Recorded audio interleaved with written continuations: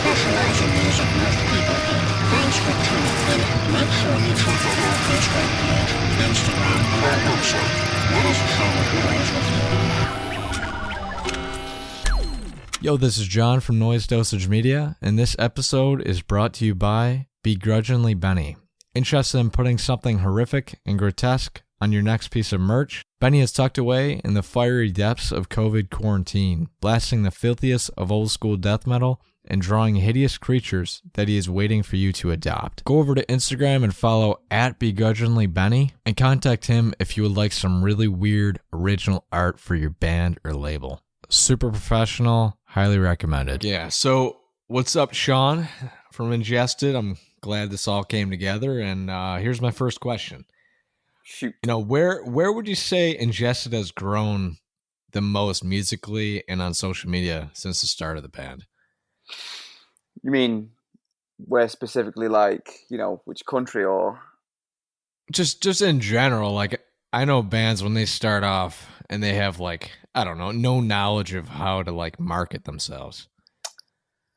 Well, I remember when we were doing our second album, Surreption, in 2011, and back then, I can't remember what we'd done, but we'd set our Facebook to UK only and didn't know. So Right for like the first 2 years of the band, we had like 1,000 fucking likes on Facebook because we just didn't realize that we didn't have any reach to any other countries. Right. So, you know, I guess you just learn. You learn as you go along, man. It's always a funny story to ask that because, like, I'm learning as we go. You know what I mean? Yeah. So, I mean, we handle all our socials ourselves, so it's not like we've got someone who's helping us along the way. You just kind of, hopefully, right, get shit just down. Learn. Yeah. So, see, joining Unique Leader Records, what have you, like, noticed that makes this record label stand out from the rest? Well, you've got to kind of like weigh up your options when you are presented with a choice between labels.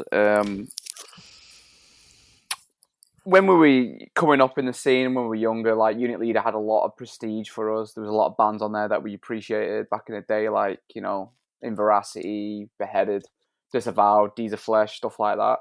And so back when we were underground, we'd have, you know, chopped someone's hand off to fucking be on that label. So years later, when we got the opportunity, we're like, well, this is the time, I guess. And the thing about it that we feel so comfortable with is that our manager a few years ago worked at the label. We no longer have a manager anymore. Lynn does all our stuff. Our US booking agent works for Unit Leader.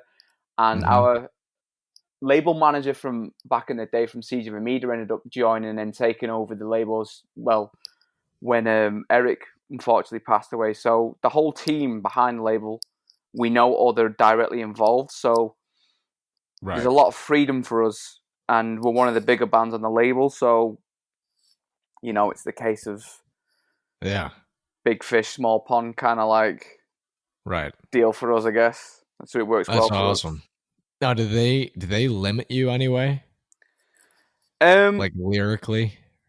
Lyrically, no. How about imagery? Like covers? Nothing. Wow. I don't think they do it with any band, to be honest. I don't know many labels that would do that. That's crazy. Maybe the slightly bigger independents, maybe Nuclear Blast, Metal Blade, maybe that kind of shit. But yeah. That's why I was going to ask you, because I was talking to Chris from Devourment, and he said to me that they said, like, don't say fuck on the album. And I'm like, wow. What, are they on Relapse? Yeah. Even if they did say fuck, you wouldn't be able to tell. yeah, it's like, do you know what I mean? Yeah. So, yeah, the thing with extreme metal is, like, you can't censor it. It don't matter what you do. So. Well, it's the same case of fucking Cannibal Corpse, that most of their albums are banned in Germany for fuck knows how many years. It's just weird shit like that. Have you had any issues going over the border? What, because of our content? Yes, correct. Never know.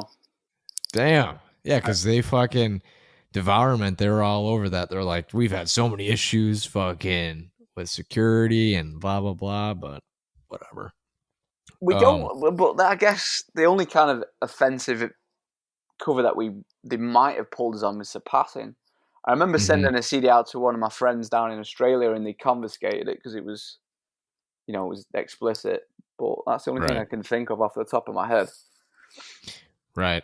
We've had a show cancelled on us because of our lyrics. Nice. So, yeah. At least you're doing something right if that happens. Yeah. So, what have you learned about the members in the band that keeps your project moving forward? Like, I've noticed that you only had like one member change. Technically, not a member change, just a member loss. We're still the same dudes. Still the same 4 dudes. Right. We were 5, but now we're 4. I don't know, man. We've just learned to be around each other. We spend so much time on the road and in each other's pockets, if you will, that we know once one of the members is fucking fuming, so you just back off, leave them. You know when they need the space. You know when to not joke, when to joke. But, you see a lot of bands where they're all pretty segregated, like members will go and do their own thing. We always seem to have stayed as a group. We always do shit together. Just the way we've always been. You know what I mean? Yep. The thing is, like, that seems like a simple question, but you could take it so many different ways. Like, I've heard just yesterday, I was talking to the dudes in Body Snatcher. They're like, dude, like half of us are on the we live in Florida and the other guys live in Pennsylvania. I'm like, how the fuck do you guys like manage? Like, yeah. So, well, our drummer lives in Mallorca in Spain, so awesome. It's not bad. It's fine. You just deal with it, I guess. Right. So, yeah, congrats on the new album. Sounds fucking dope. Thanks, brother. Super tight. So what was the easiest and or like hardest part about putting the pieces together for that album? I mean, I'm so far ahead with writing these days that it wasn't a huge struggle to do it because I'd been writing it and changing it, and we'd all been, finalizing the structures and the stuff for the songs for so long that it didn't seem that much of a problem. I mean, the last things that are usually down are lyrics. So I think when we went into the studio, there was like 95% of one song not done. So that's kind of the only thing that they struggle with. I mean, I help with lyrics now and then. There's a song on the album that I completely wrote everything for, which is rare for me, but it just happened that way. But mainly it's Jason, our singer, and Sam, our guitarist, that do pretty much the whole bulk of the lyrics. So the hardest thing for me is just trying to keep the song tight and concise, keeping a similar motif running through, because I like familiar structures. I like parts to come back, not a specific formula. It's not like a noodle fest. No, we've done that shit, and it's not for me anymore, But it's not the typical verse, chorus, bridge, etc., etc. But it's as close as it can be. I want riffs to come back. I don't see the point in sticking like 50 riffs in a song because, You're like, fuck, dude, I gotta remember them. Yeah, I mean, we did that on Architects of Extinction, and that fucking album's a pain to play, man. Right. Well, I'm a guitar player, so like, here's a question off you being a guitar player. When you go to write, are you usually with a drummer, or do you sit at like a home studio? I just sit with a guitar on my phone. I don't even have a home studio. I only got a laptop like 2 months ago. Oh shit! I have nothing. Like, I've just never been that way. Whenever we need to do shit, I always used to phone our guitar player, and he'd bring his laptop and his setup. So that's just kind of the way we did it.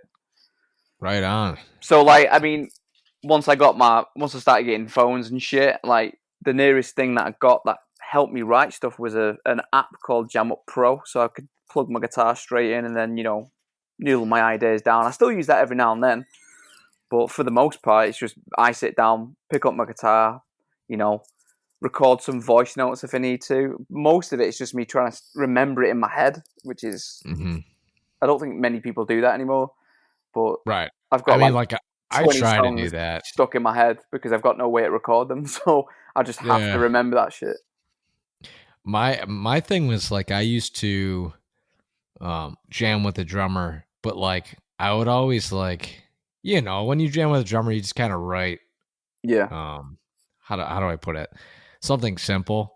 But like when you just sit down and fucking jam, like you actually come up with something like a lot more technical. Yeah, I need a lot of time with stuff. So me sitting in a practice space with a drummer paying for those hours doesn't seem, the best way for me to do it. We used to jam like that years ago when we first started. We jam in the room, but it's, you develop, you change the way you do things, and for us, it's mainly me sitting there and hashing out a song, to be fair, and then sending the guys, my ideas, and then they all pile in and say, this is good, this is bad, let's change this around, let's add this. But the main Right. bulk of it is me sat with a guitar and figuring it out.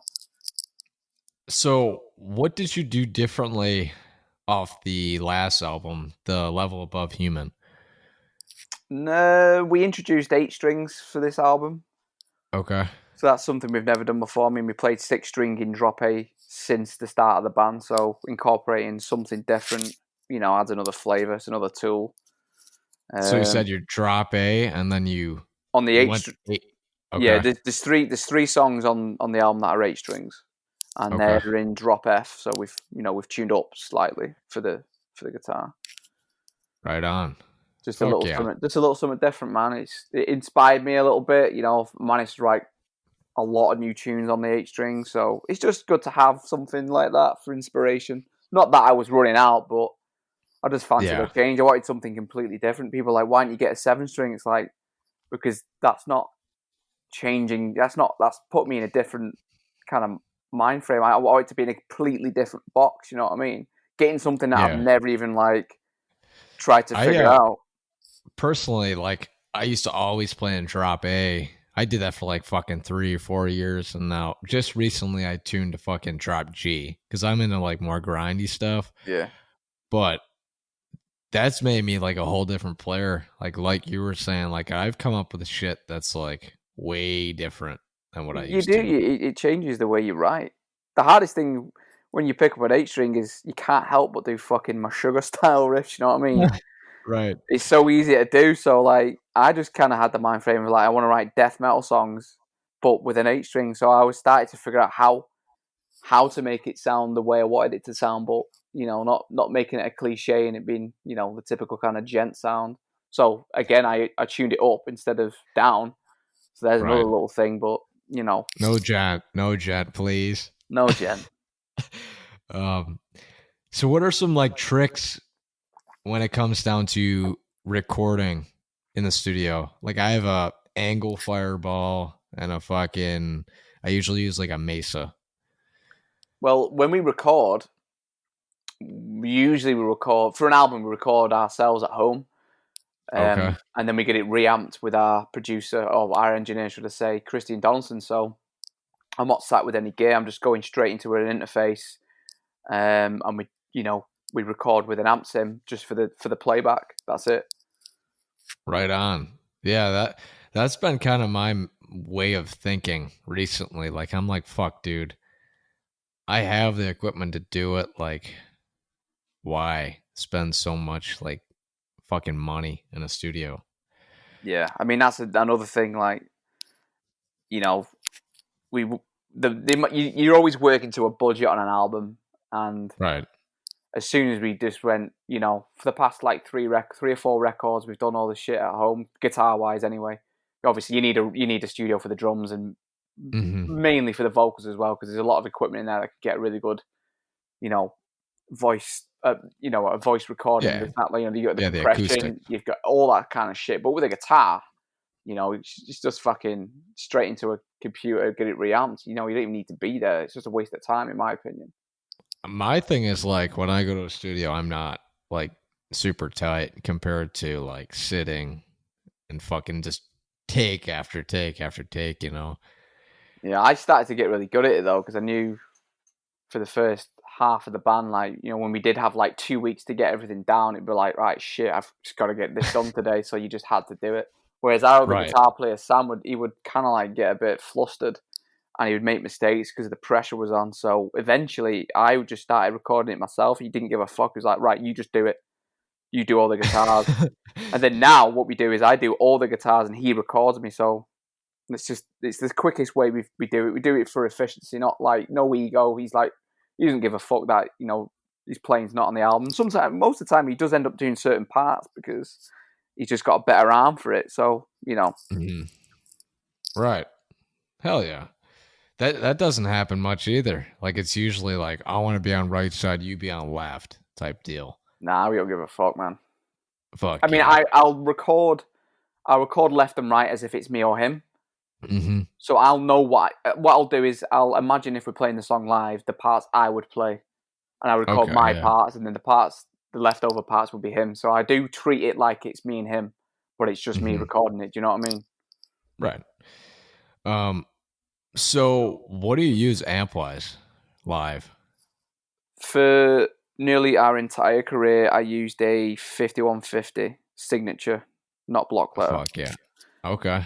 With a Maxon overdrive and a Boss noise suppressor, and that was pretty much it. That's all I used for so fucking long. And then last year I got a Kemper, and it's just replaced everything. Oh shit!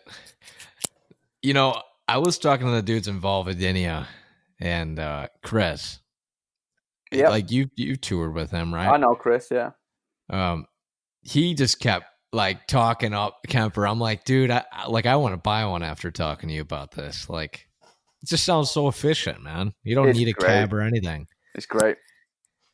We do a lot of flying, so we're in the States, or we got to fly to somewhere in Europe. So being able to not having to rent any backline as far as guitars are concerned is great. I used to hate having to figure out where I'm going to get an amp from. When I go to the States, like, shit, where are we going to get it from? Is one of the bands on the tour going to let me rent it off them? With a Kemper, you just fucking carry it on the plane and you're done. Right. And it's got my profile on it, so I'm all good. Right, so you got a 5150 sim. What I did when we went into the studio to do this last album, I profiled all my shit. Okay, yeah, so it sounds identical. Yeah, right. So it's pretty much got a live tone that I would have. So gotcha. I've got a fucking Axe FX Ultra, but I don't know. I don't know fucking anything about Axe FX at all. Right. Yeah. So, no, you should stick with Kemper, dude. It's a 50-50 thing. You've got your Kemper Camp, and you've got your fucking your fractals. So right. So my last question here is, what has been your favorite touring package that you've ever been on? Summer Slaughter 2016. Okay. Hell yeah. My big four of death metal has always been Dying Fetus, Nile, Cannibal Corpse, and Suffocation. And so I just when I was a kid, I went on tour with all those bands, and Summer Slaughter had Cannibal Corpse, Suffocation, Nile. So I was like, there's three of the four in one fucking tour. Do you know what I mean? So I was like, this is amazing. So that's definitely my favorite one. Do you watch the bands every night? You never got sick of them? And I used to when I was younger. I used to watch a lot of bands and shit, but I used to Suffocation. You watch a lot because they're just so fucking crushing. Right. I never get bored of seeing them live, but you catch them every couple of nights. There's no point in watching them 30 times in a row. You got other things to do, man. Do you know what I mean?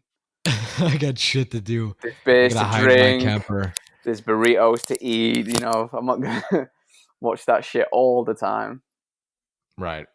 So, what do you miss most about not playing shows?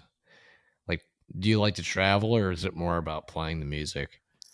Just the buzz you get on stage more than anything. Traveling, none of us like traveling. We hate flying. It's a fucking stressful thing. You're constantly worrying about baggage weight, whether your guitars are getting fucked up. All that shit is just the worst. And then when you got to transfer as well, you're getting 2 flights. I just hate it. The drives in the States can suck, sitting in a van for 7 hours, so I can deal without that. But, as soon as you get a good show, you've got a good stage size, you've got a decent backline, the crowd's decent. There's nothing can beat that, man. I'm missing definitely playing just for the buzz of it more than anything. Fuck yeah. I can't wait till you guys come back. I was at your Rochester show. I think that was a year or two ago. I'm not sure. You had a Phil vocalist, I know. Oh, okay. It was either Would have either Was that been Montage. I can't remember. Yeah, too many fucking dates. I did but- like fucking. I've done like 7 US tours in the past like 5 years. I can't remember any of them. Right. Was it Devastation on the Nation or was it a headliner? It was a headliner. It's a headliner. Was it Body Snatcher and Signs of the Swarm? That sounds like it. Okay, that'll been Stephen Mashburn from I Am Destruction filling in for us. That was fucking badass. Yeah, Super man. great set, man. Thank you. So what do you got going on now? Anything you want to promote? Well, Spill it, whatever. we have 3 singles out for my new album. Mm-hmm. You should go check them out. Obviously, we've got the pre-orders running. So anyone who wants a pre-order album, it'd be amazing. Everything helps. So we have pre-orders for the States and, well, North America mainly at Indie Merch Store. There's a load of shit on there. For Europe and the UK, you can go at ingested.co.uk. And there is a limited edition vinyl variant on Gimme Radio. So I'm not sure what the link is for that, but just Google Gimme Radio Shop and it's up on there. Depending when you're listening to this, we have a new single coming out very soon. Keep a lookout for that. And yeah, Round the Gods May Tread drops August 14th. Hit us on our socials. Say what's up. Check it out.